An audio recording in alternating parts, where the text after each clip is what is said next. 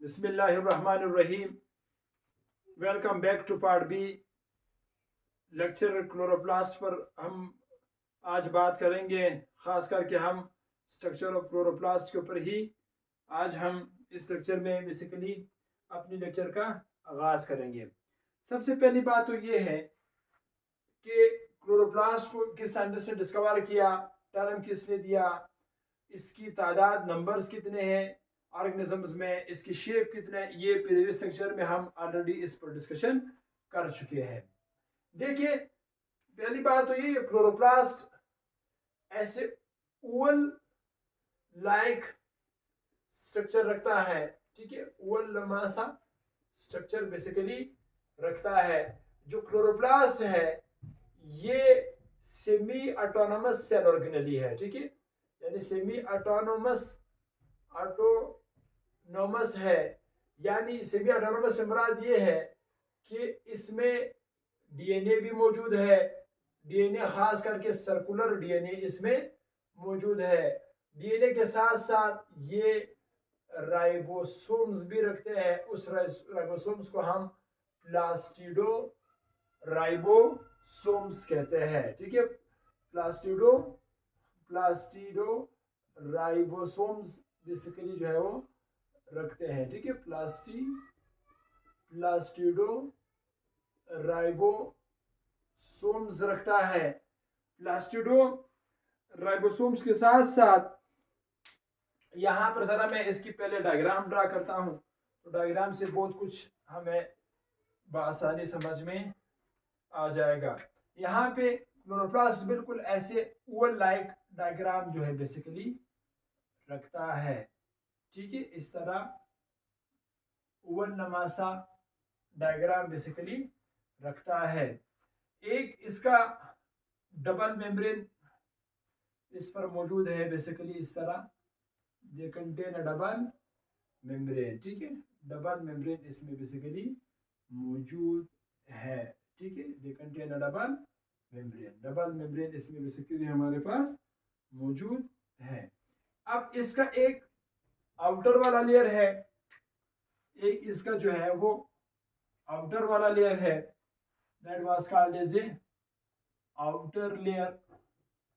Outer layer जो है ये बेसिकली बना हुआ है, इसमें लेस लोअर प्रोटीन से बना है, यानी लेस प्रोटीन से बना हुआ है। लेस प्रोटीन के साथ साथ ये सेमी परमिएबल है। मैंने आप लोगों को ऑलरेडी बता चुका हूँ स्टूडेंट्स में सेल यूनिट ऑफ लाइफ में, जब मैंने प्लाज्मा मेम्ब्रेन समझाया वहाँ पर मैंने selectively permeable membrane, semi permeable membrane और परमिएबल इम्परमिएबल मेम्ब्रेन, इस पर मैं ऑलरेडी डिस्कशन कर चुका हूँ। तो आप लोग लाजमी वही वीडियोस वॉच करें ताकि समझ में आ जाए। दूसरे नंबर पे ये वाला हमारे पास लेयर है, इसको हम कहते हैं आइनर लेयर। एक इसका आइनर वाला लेयर है। जो आइनर वाला लेयर है ये मोर प्रोटीन से बना है, ठीक है, मोर प्रोटीन से बना हुआ है, और इसी के साथ साथ ये सेलेक्टिवली परमिएबल है, ठीक है, दे आर सेलेक्टिवली परमिएबल। ये हमारे पास जो है वो सेलेक्टिवली परमिएबल है, यानी जो लार्ज पार्टिकल है जिनका साइज होल से बड़ा होते हैं तो उसको वो अंदर की तरफ वो इन करते हैं। तो एक इसका आउटर वाला लेयर्स है। आउटर वाला लेयर्स के बाद जो है यहाँ इन साइड की तरफ फ्लूइड मौजूद है। जो फ्लूइड इसके अंदर मौजूद है, ठीक है, मैं ज़रा यहाँ पे इस फ्लूइड को ऐसे मेंशन करता हूँ, ठीक है, इन साइड की तरफ ऐसे फ्लूइड जो है वो बेसिकली मौजूद है। इस फ्लूइड को हम बेसिकली स्ट्रोमा कहते हैं, ठीक है, that is called as a stroma. ये जो स्ट्रोमा है, स्ट्रोमा बेसिकली एंजाइम्स से भरा हुआ है, ठीक है, रिच विद एंजाइम्स, ठीक है, रिच एंड एंजाइम्स, इसमें एंजाइम्स मौजूद है। खास करके इसमें रूबिस्को एंजाइम जो है वो यहाँ पर मौजूद है। रोबुस्को एंजाइम्स के साथ साथ स्ट्रोमा वो वायद रीजन है जहां पे डार्क रिएक्शन होता है, ठीक है, जहां पे डार्क रिएक्शन बेसिकली होता है। और स्ट्रोमा के साथ साथ यहाँ पे जो इनसाइड की तरफ हमारे पास जो पोर्शन है, ठीक है, मैं ज़रा यहाँ पे ऐसे बनाता हूँ, ये इसका इनसाइड पोर्शन है। यहाँ पे इस तरह जो है बेसिकली इस पे यहाँ पे यहाँ जो है वो थैलेकॉइड मेम्ब्रेन्स इसमें बेसिकली ऐसे मौजूद है, ठीक है। यहाँ पर भी इस तरह जो है वो मौजूद है, इन साइड की तरफ इस साइड पर भी मौजूद है, और यहाँ से भी बेसिकली मौजूद है, ठीक है। यहाँ से भी बेसिकली हमारे पास मौजूद है, ठीक है। यहाँ से भी बेसिकली हमारे पास मौजूद है, इधर भी मौजूद है, तो यहाँ से भी ये बेसिकली मौजूद है। अच्छा, ये जो स्ट्रक्चर्स है इंडिविजुअली इस एक डायग्राम को थाइलोकाइड्स कहते हैं, ठीक है, that is called as a thylakoids. इसको थाइलोकाइड्स कहते हैं। ये जो थाइलोकाइड्स है, सबसे पहली बात तो ये है कि ये वो रीजन है जहां पर एसेसरी पिगमेंट्स भी मौजूद है। एसेसरी पिगमेंट्स यहाँ पर मौजूद है। एसेसरी पिगमेंट्स के साथ साथ यहाँ पर मेजर पिगमेंट्स भी मौजूद है। मेजर पिगमेंट्स भी यहाँ पर मौजूद है, जैसे कि हमारे पास क्लोरोफिल ए हुआ और क्लोरोफिल बी, ये मेजर पिगमेंट्स मौजूद है। ये जो पूरा आपको ये जो ग्रुप नजर आ रही है थैलेकॉइड ए, यानी ये इस तरह एक थैलेकॉइड है, ये रहा दूसरा थैलेकॉइड है, ये रहा तीसरा थैलेकॉइड है। अच्छा, इन थैलेकॉइड्स का जो पूरा ग्रुप है, इस ग्रुप को बायोलॉजी में ग्रेना कहा जाता है। That was called as a grana, इसको ग्रेना कहा जाता है। तो ये हमारे पास इसका ग्रेना हुआ, ठीक है, ग्रेना है। ग्रेना के बाद जो है यहाँ पर इन साइड की तरफ जो है मैं ऐसे ब्लैक डॉट से मेंशन करता हूँ, राइबोसोम्स मौजूद है। ये राइबोसोम्स यहाँ पे ब्लैक कलर से मैं मेंशन करता हूँ, this is called as a ribosomes. Ribosomes इसमें मौजूद है। राइबोसोम्स बेसिकली 70S टाइप के राइबोसोम इसमें मौजूद है, ठीक है। 70S type ribosomes is basically मौजूद है। यहाँ पे मैं इस राइबोसोम्स को बताता हूँ, इधर से भी हमारे पास यहाँ पे ये थैलेकॉइड्स मौजूद है, ठीक है।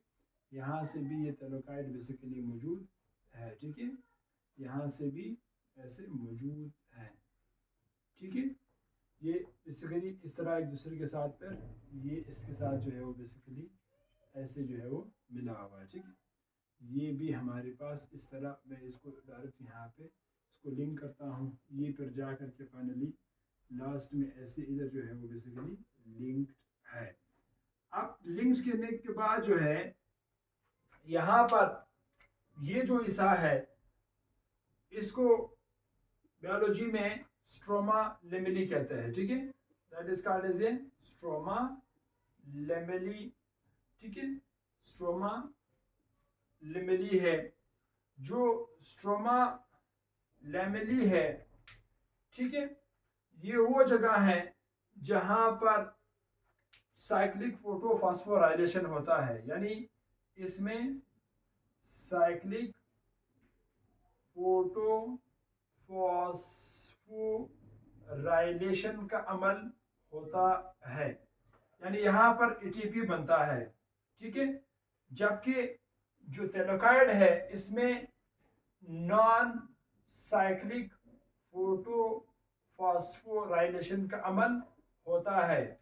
और इस नॉन साइक्लिक फोटोफॉस्फोराइलेशन में यहाँ पे एटीपी बनता है और एटीपी के साथ साथ यहाँ पे NADPH2 बनता है। ये दो चीजें बेसिकली इसमें बनता है। ये दो चीजें जैसे बन जाती है बशमूल नॉन साइक्लिक में एटीपी, ये सारे पर आते हैं बाद, तो ये फिर डार्क रिएक्शन में यूज होते हैं। और डार्क रिएक्शन में फिर क्या होते हैं, जब डार्क रिएक्शन का अमल होता है तो डार्क रिएक्शन में फिर ग्लूकोज जो है वो बेसिकली इसमें बन जाती है। तो ग्लूकोज की फॉर्मेशन के लिए इसका होना लाजमी है।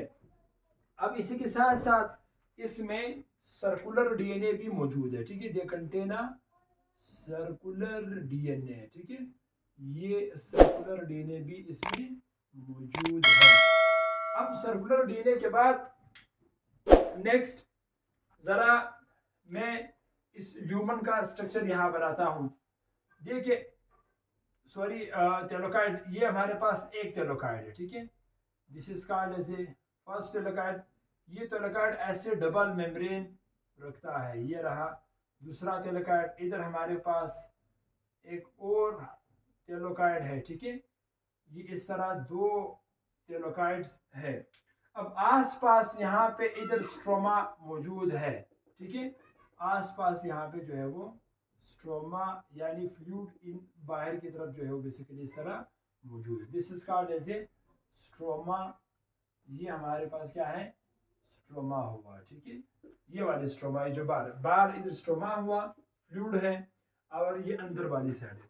अब इसमें से एक आपको नजर आ रही है, दो टेलोकाइड की जो मेम्ब्रेन है ये एक दूसरे के साथ ऐसे मिले हुए जुड़े हुए हैं।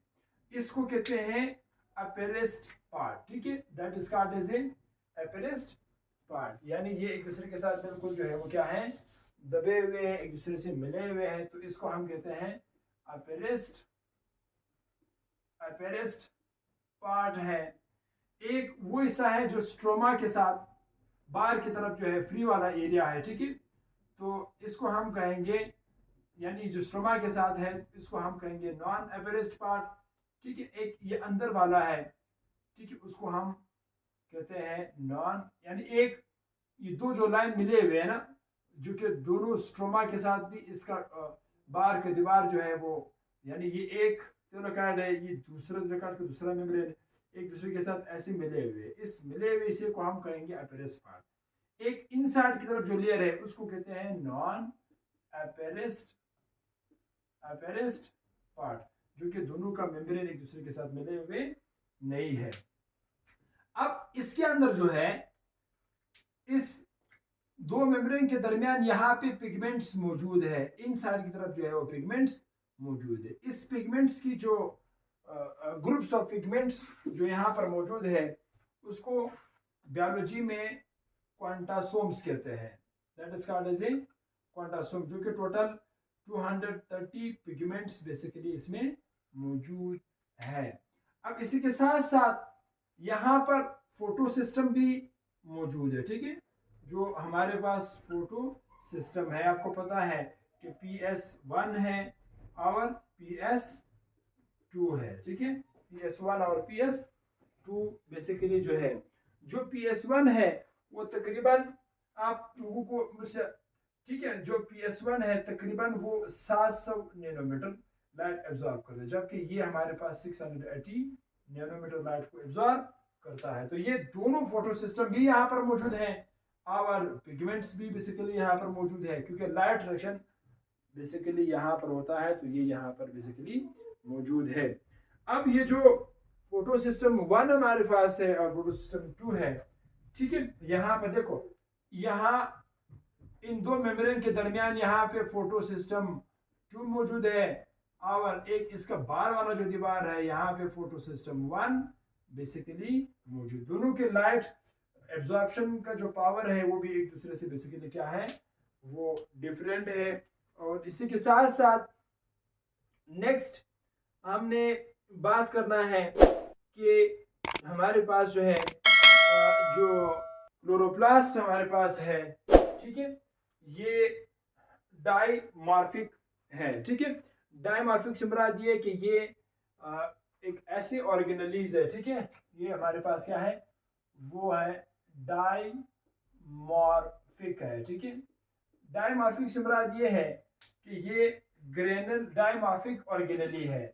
डायमॉर्फिक ऑर्गेनेली का मतलब ये है कि ये ग्रेना भी है, ग्रेना भी रखता है और ए ग्रेनल भी है, यानी ग्रेना भी मौजूद होते हैं और एब्सेंट भी होते हैं, ठीक है।